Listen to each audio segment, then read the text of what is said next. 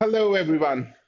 Welcome to a session on editorial analysis. Now, काफी time से मेरे से स्टूडेंट्स पूछ रहे थे कि सर एडिटोरियल्स को हम लोग कैसे एनालाइज करें, कैसे हमारी जो रीडिंग है हम लोग उसको इम्प्रूव कर सकते हैं.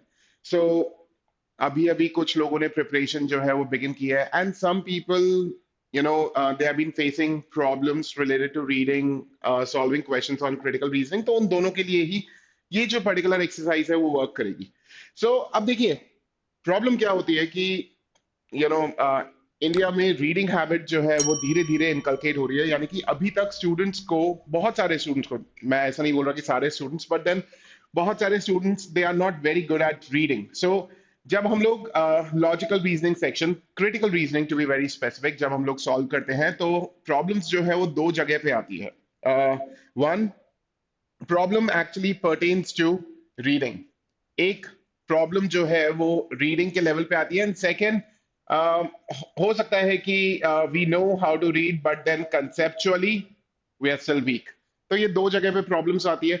अब इन दो जगह पे प्रॉब्लम्स को एड्रेस करने के लिए देखिए, कंसेप्ट्स को अगर स्ट्रांग बनाना है, there is a separate exercise. आज का जो ये प्रॉब्लम है वो रीडिंग से रिलेटेड है because a lot of students face difficulty related to reading as well.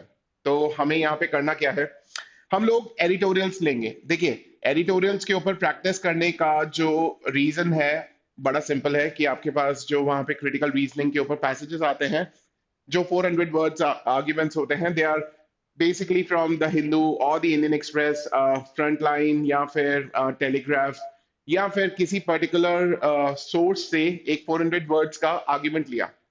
So they are mostly in the form of editorials जहां पे ऑथर का एक ओपिनियन होता है. तो इसीलिए अगर आप न्यूज़पेपर से एडिटोरियल्स लेते हैं, एक रीजन आपके पास रिसोर्सेज की कमी नहीं होती है बिकॉज एवरी डे अगर आप दो न्यूज़पेपर भी देखते हो, the Indian express and the Hindu, तो दोनों में मिला के 5 एडिटोरियल्स आपके पास आते हैं. रिसोर्सेज की कमी नहीं होती है. एंड कुछ लोगों को लगता है कि सर ये जो पर्टिकुलर एक्सरसाइज है ये न्यूज़पेपर से करना, it becomes very tedious because we have other task as well. Every week we write a mock and उसके बाद मॉक का एनालिसिस भी होता है. सो ओवर दैट ये एक्सरसाइज भी हम लोग करें, हमारे पास इतना टाइम नहीं होता because we have school as well. तो फिर देखिए, इसका भी मैंने फिर एक तरीका निकाला कि आप यहाँ पे क्या कर सकते हैं. आप यही जो एक्सरसाइज है, मॉक के जो पैसेजेस होते हैं ना, बिकॉज आपको मॉक को एनालाइज भी करना होता है, तो आप मॉक के पैसेजेस पे भी ये एक्सरसाइज कर सकते हैं because those passages are not very different from editorials. Now, करने वाले की श्रद्धा होनी चाहिए. मैं तो आपको सारे ऑप्शंस दे दिए, ठीक है. तो देखिए, एडिटोरियल्स के ऊपर प्रैक्टिस करना कैसे है. पहली बात तो editorial practice has three different levels. ठीक है, it has three different levels. Level number one, you identify की आइडियाज. तो अगर आप लोगों की रीडिंग पुअर है तो आप की आइडियाज पे कुछ दिन स्पेंड कर सकते हो, इनफैक्ट कुछ हफ्ते स्पेंड कर सकते हो. की आइडियाज कैसे निकाले जाते हैं वो मैं आपको अभी बता रहा हूं. And second, once you feel that you have perfected key ideas, यहाँ पे आप अच्छे से परफॉर्म करने लग गए हो, then you can come out with some answers. ठीक है, answers pertaining to main idea, कि भाई ओवरऑल की आइडियाज देख के हम क्या आइडेंटिफाई कर सकते हैं कि ऑथर का आर्गुमेंट किस डायरेक्शन में जा रहा है. So you can identify answers pertaining to main idea. You can also find assumption behind the main idea. assumption के बाद you can identify um, one point that weakens author's arguments, जो author के argument को weaken करता है. one point that strengthens author's arguments. अगर आपको passage में कोई पैराडॉक्स दिखाई दे रहा है तो आप वो पैराडॉक्स भी आइडेंटिफाई कर सकते हो. This way you will help yourself, आप अपनी ही हेल्प करेंगे. You will help yourself improve on these particular aspects जो कि क्रिटिकल रीजनिंग के लिए बहुत इंपॉर्टेंट है. Moreover, you can identify some inferences. अब देखिए, मैं क्लियरली यहाँ पे बताता हूँ कि अधिकतर स्टूडेंट्स जो हैं इन दो लेवल्स पे आके एंड रुक जाते हैं. ऐसा नहीं है कि वो डेवलप नहीं कर पाए, मतलब they feel that reaching these two levels is absolutely okay and इसके बियॉन्ड जाने की उनको जरूरत भी महसूस नहीं होती बिकॉज उनके मॉक्स के स्कोर्स जो है वो इंप्रूव हो जाते हैं. नाउ थर्ड लेवल इज जहां पे वो खुद क्वेश्चंस बनाना स्टार्ट करते हैं. That means they give me the right answers plus they also give me some incorrect answer options, जैसा एक फैकल्टी मॉक सेट करता है, जैसा मैं करता हूँ। तो right now I have a few kids जो इस पर्टिकुलर लेवल पे वर्क कर रहे हैं। Not many, not many, trust me, इस लेवल पे आने का मतलब है that you have achieved God level. लेकिन वो कितना फ्रूटफुल होता है मैं उसके बारे में श्योरली नहीं कह पाऊंगा, because very few people have achieved और very few people have come to this level. आप तो इन दो लेवल्स पे आ जाइए, that should work for you. And अपने एक्सपीरियंस से बता रहा हूँ, इट रियली हेल्प्स। सो आगे बढ़ते हैं, एंड मैंने आज यहाँ पे द हिंदू से एक पैसेज लिया है। uh, कल का ही पैसेज है, जहां पे इलेक्शन के बाद बीजेपी को वर्डिक्ट मिला, एंड काफी अच्छा आर्ग्यूमेंट यहाँ पे प्रेजेंट किया है ऑथर ने। तो हम एक बार देखते हैं इसको। अगर आप यहाँ पे देखें तो मैंने अलग अलग आर्ग्यूमेंट्स में इसको डिवाइड कर दिया। सो ऑथर पहले क्या कह रहा है, people are and should be at the centre of democracy, the outcome of 18th general election is an unambiguous reiteration, कि भाई क्लियरली वोटर्स ने इसको रिपीट कर दिया that people are centre of power. मतलब पावर की जब भी बात करेंगे, people will play a very important role. As the verdict unfolded on June 4, Bharatiya Janata Party fell short of absolute majority in the Lok Sabha, which is a far cry from its claims made during the campaign. तो अगर हम लोग बात करें you know verdict की, तो BJP ने जैसा क्लेम किया था उससे तो बिल्कुल दूर है बीजेपी।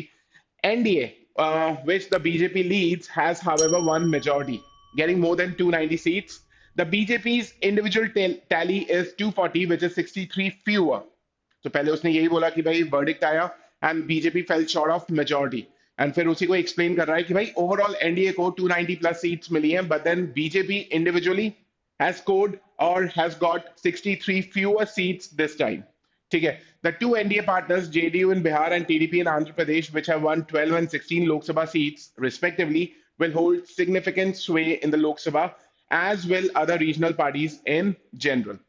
तो आपने देखा, अभी तक हमने केवल दो ही पॉइंट्स पढ़े, अब इनके की आइडियाज हम लोग यहाँ पे फॉर्म करते हैं। देखो की आइडियाज का मतलब क्या होता है, तो आप कोई भी जब एडिटोरियल लेते हो, first 5 or 6 lines, not necessarily six lines every time, but then usually first 5 6 lines पे जहां पर भी एक फुल स्टॉप आ रहा है, इतना पढ़ो, समझो, अपने वर्ड्स में एक की आइडिया बना लो। सो ये न्यूज़पेपर में देखेंगे तो ये 5 6 लाइंस बन जाएंगी, these are another 5 6 lines, these are another 5 6 lines, these are another 5 6 lines, and these are another 5 6 lines. इस तरीके से आप ओवरऑल एडिटोरियल पे 7 to 8 और 10 पॉइंट्स की 10 की आइडियाज आप बना पाएंगे। And if you know make those की आइडियाज, इवेंचुअली आपका माइंड जो है वो डेवलप होना स्टार्ट हो जाएगा, आपका जो थॉट प्रोसेस है उस डायरेक्शन में जाना स्टार्ट हो जाएगा, क्योंकि क्रिटिकल रीजनिंग के लिए हमें सब कुछ याद रखने की जरूरत नहीं है।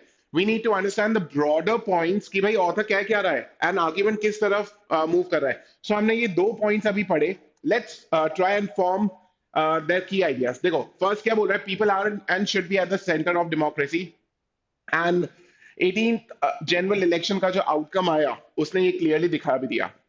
वर्डिक्ट बीजेपी के लिए अच्छा नहीं था, because BJP fell short of the majority, and it was far outcry from the claims that it made during the campaign. So देखो, the election outcome reaffirms the tenet matlab principle that people are central to democracy. That's point number one. So first 5 6 lines का जो की idea है, मतलब पढ़ो, समझो, अपने words में लिख दो। मैंने यहाँ पे लिखा कि उसने वापस से उस प्रिंसिपल को रीअफर्म कर दिया that people are at the centre of democracy.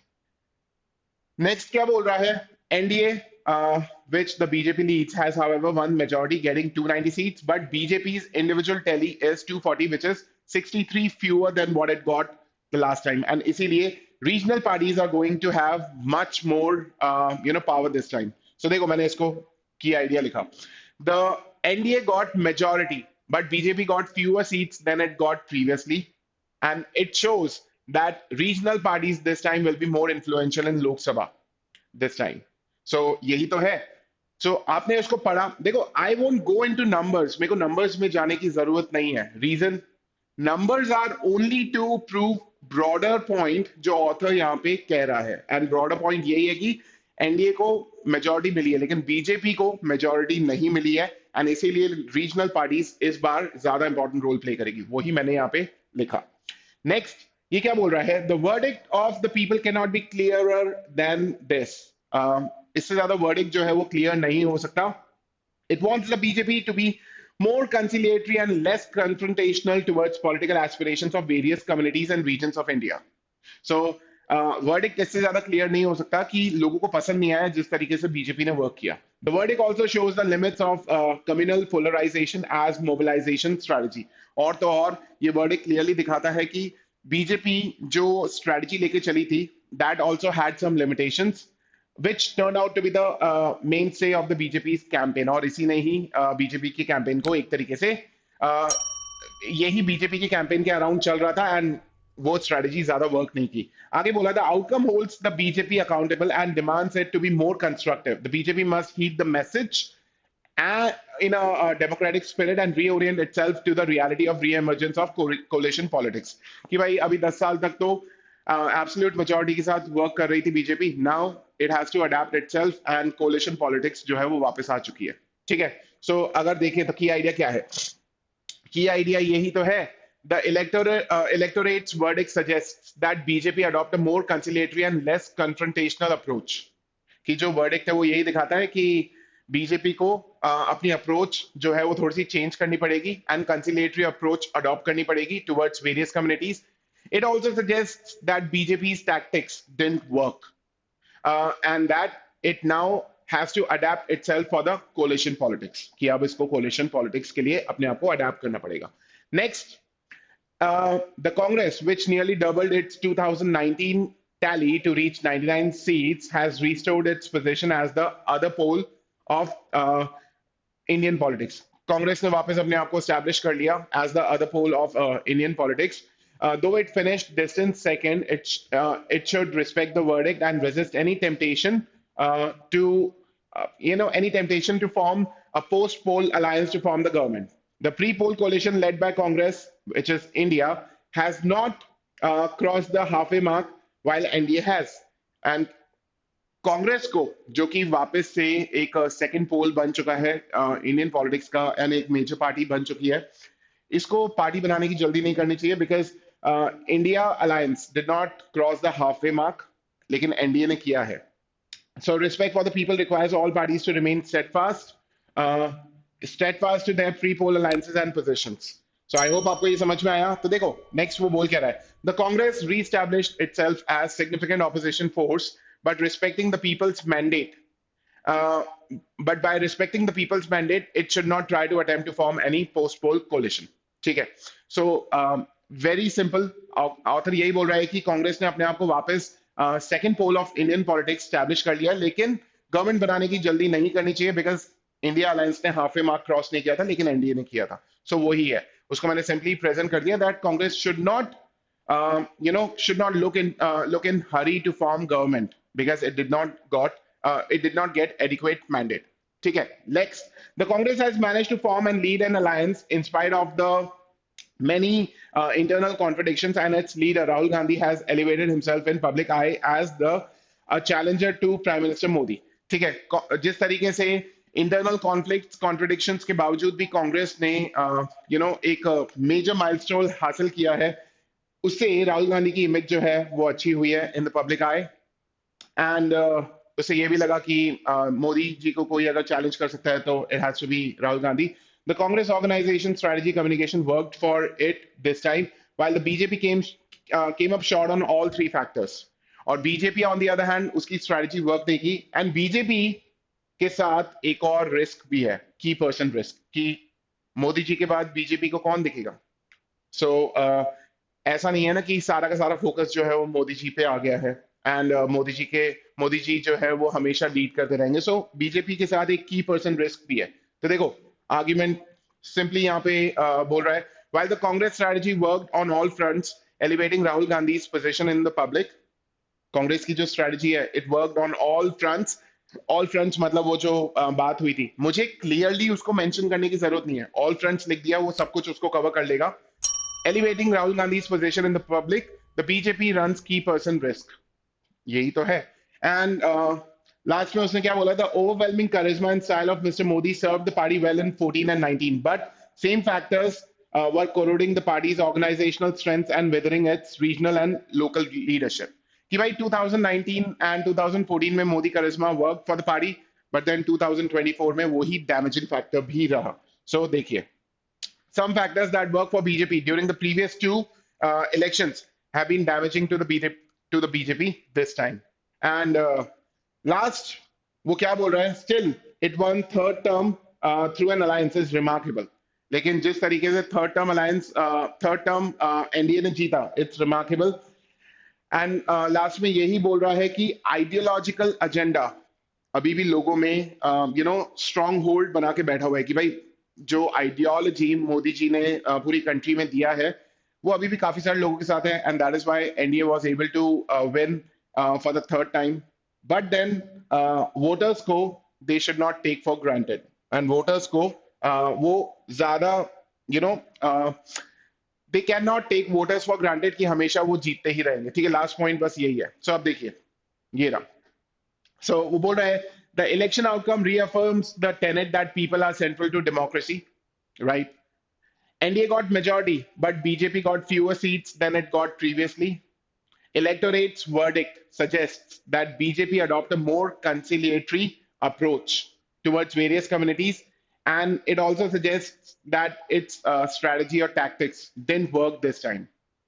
So हमने पढ़ा कि election outcome clearly दिखाता है कि people are central to democracy.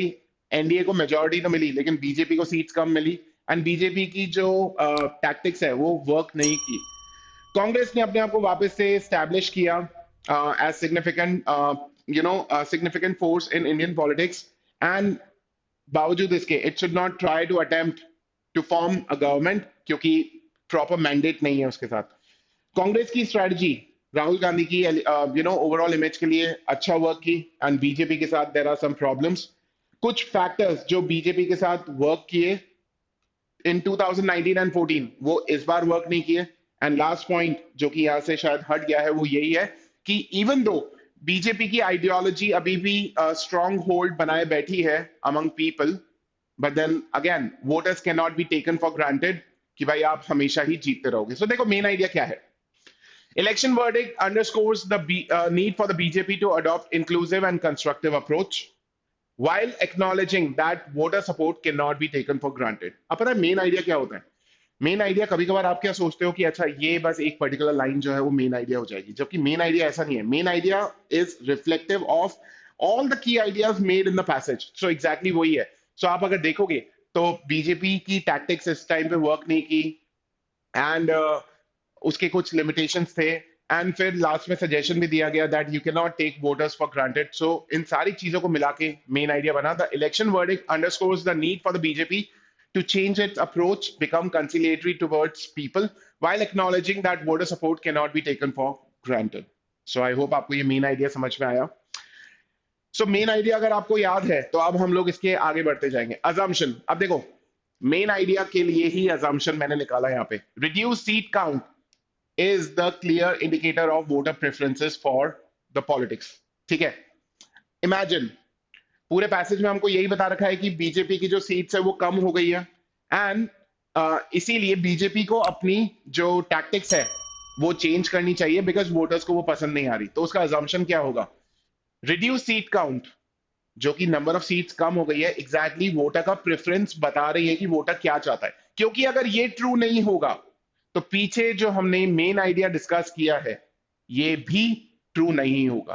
तो याद रखिएगा असम्पशन. बहुत सारे लोग इसको गलत तरीके से लेते हैं कि ओके ये दे रखा है इसके बेसिस पे क्या ट्रू है, but you know what, assumption क्या होता है? वो पर्टिकुलर स्टेटमेंट किसके बेसिस पे ट्रू है, ना कि उस पर्टिकुलर स्टेटमेंट के बेसिस पे क्या ट्रू है. Do let me in the comments box अगर आपको ये पर्टिकुलर इंफॉर्मेशन अच्छी लगी हो. असम्पशन इज ये पर्टिकुलर स्टेटमेंट किसके बेसिस पे ट्रू है, जबकि हम लोग क्या करने लग जाते हैं इस पर्टिकुलर स्टेटमेंट के बेसिस पे क्या ट्रू है. So do let me in the comments box if you like this information. Also hit the like button to show your support. So assumption मैंने बोला कि reduce seat count is the clear indicator of voter preferences for the politics. तो ये assumption work करेगा. Next, अगर मेरे को author के आर्ग्यूमेंट को वीकन करना है, यानी कि मेरे को प्रूव करना है कि नहीं यार, वोटर्स जो हैं वो मोदी जी से नाराज नहीं है, एंड उनकी गवर्नेंस से उनको कोई प्रॉब्लम नहीं है, जिस तरीके के उन्होंने मेथोडोलॉजी रखी है वर्क करने का, उससे कोई प्रॉब्लम नहीं है। तो देखो, option A, the anti incumbency develops against all parties that remain in power for a decade, leading to fewer seats than before. Now this is one point जो वीकन करेगा ऑर्थर के आर्ग्यूमेंट को, कि भाई जो भी पार्टी इतने लंबे टाइम तक पावर में रहती है उसके अगेंस्ट एंटी इनकम्बेंसी आती ही है, एंड इसकी वजह से सीट्स जो है वो कम हो जाती है। पैसेज में क्या दे रखा है, सीट्स कम क्यों हुई? Because voters did not like the way BJP government functioned. और मैंने बोला कि नहीं, it was not because of that, it was because of anti incumbency which generally occurs for parties that stay in power for long. So ultimately ये जो particular point है ये main idea को weaken कर रहा है। Show some support अगर आपको पसंद आया इस तरीके से weaken करना। Developmental politics taken by the BJP during developmental policies taken by the BJP during 2019-24 rule didn't go well with voters, leading to fewer seats. ये एक और point है। देखो, पैसेज में क्या बोल रखा है, पोलराइजेशन, जिस तरीके से आइडियोलॉजिकल एजेंडा चल रहा था उसकी वजह से somehow voters were not happy and seats got reduced। अगर मैं बोलूं कि सीट्स जो है उसकी वजह से रिड्यूस नहीं हुई है, सीट्स किसी और की वजह से रिड्यूस हुई है, जो कि ऑप्शन ए में भी हमने ऐसा किया था, ऑप्शन बी भी एक तरीके से वीकन ही कर रहा है। देखो, it was because of developmental policies. तो मोदी गवर्नमेंट की जो पॉलिसीज थी, नॉट टुवर्ड्स पीपल, टुवर्ड्स जो कंट्री की जो पॉलिसीज थी, लोग उससे कहीं ना कहीं पे खुश नहीं थे। तो अल्टीमेटली इट प्रूव्स कि जो पोलराइजेशन और आइडियोलॉजिकल एजेंडा जिसके बारे में ऑथर बात कर रहा है वो तो यहाँ पे रोल में है ही नहीं। सीट्स कम हुई because of developmental policies. So again this is another point जो ऑथर के आइडिया को वीकन कर रहा है। I hope you like these 2 points to weaken the author's argument. Strengthen अगर करना है मुझे, तो देखो मैंने लिखा a survey asking participants to rate the development. अच्छा, अगर मुझे स्ट्रेंथन करना है तो मुझे क्या प्रूव करना है कि हाँ भाई वाकई में लोगों को जो पोलराइजेशन आइडियोलॉजिकल एजेंडा जो बीजेपी का चल रहा था in country, that did not really go down well with the people, इसी को ही स्ट्रेंथन करना है। तो अगर मैं ये बोलूं कि people were very happy with developmental politics या फिर डेवलपमेंटल पॉलिसीज, क्योंकि देखो दो चीजें हो सकता है कि यार जो सीट्स घटी है इट इज बिकॉज लोगों को बीजेपी गवर्नमेंट की पॉलिसीज पसंद नहीं आई। It was not because of ideological agenda, it was because policies जो थी वो पसंद नहीं आई। तो अगर मैं पॉलिसीज वाले पार्ट पे बोलूं कि यार people were very happy with the way BJP govern the country, so somehow वो जो एक पोटेंशियल फैक्टर हो सकता था वीकन करने का उसको मैंने हटा दिया। तो अल्टीमेटली जो एक्चुअल फैक्टर पैसेज में मेंशन्ड है उसको पुश मिलेगा। अगर उसको पुश मिलेगा so this would strengthen the author's argument कि हाँ भाई गवर्नेंस पार्ट पे लोगों को बीजेपी से कोई तकलीफ नहीं है, it was only because of the ideological agenda. So मैंने बोला a survey asking participants to rate the developmental policies of the BJP administration showed majority of electorate were happy with the policies। Majority of, क्योंकि हमने weaken भी तो इसी point को लेके किया था। तो अगर मुझे स्ट्रेंथन करना है तो मैं बोलूंगा कि यार हाँ people are very happy with the way BJP governs the country. तो अगर मैं इस पार्ट को हटा दूंगा तो अल्टीमेटली वो पॉइंट जो पैसेज में मेंशन है कि people were not very happy with ideological agenda or polarization that happened in the country during BJP rule, उसको push मिलेगा। So this would strengthen the author's argument। So I hope आपको ये exercise जो है वो पसंद आया। उम्मीद करता हूं कि आप इसको प्रैक्टिस करेंगे एंड अपना जो ओवरऑल रीडिंग है आप उसको भी इंक्रीज करेंगे एंड इम्प्रूव करेंगे।